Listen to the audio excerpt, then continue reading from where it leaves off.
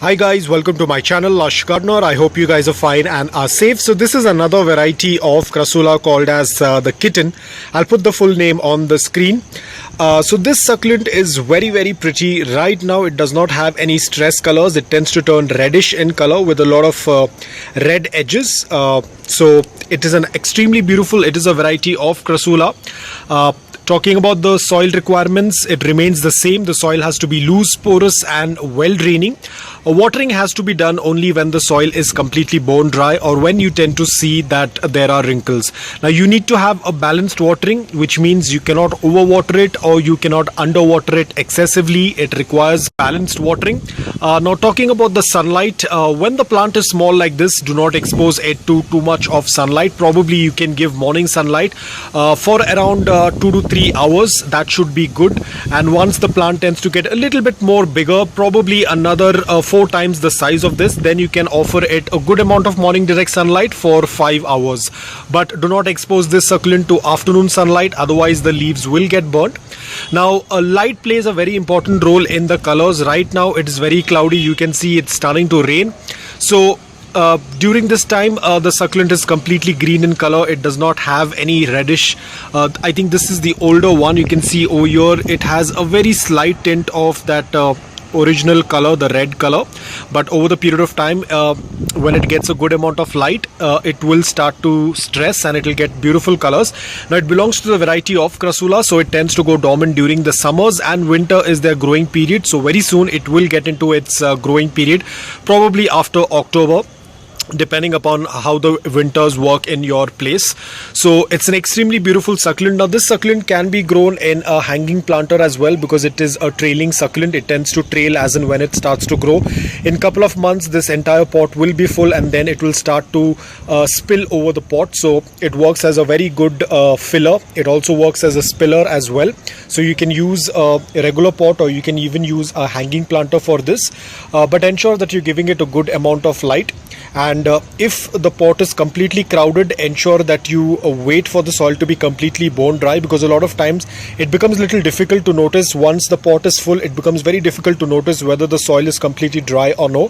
So at that point of time you can check if there are wrinkles on the leaves, and then you can do a complete watering until the water starts passing through the drain hole.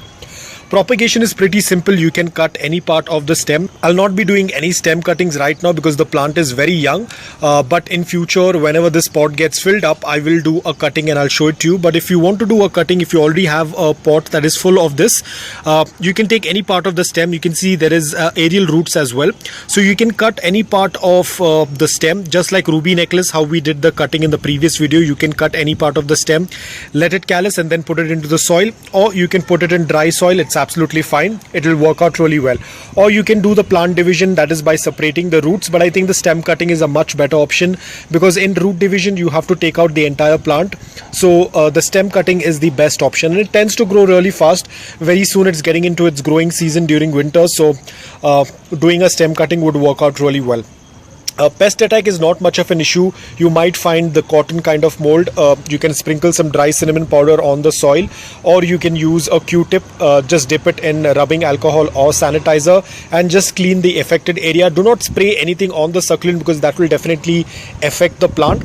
So ensure that you just clean it wherever the problem is.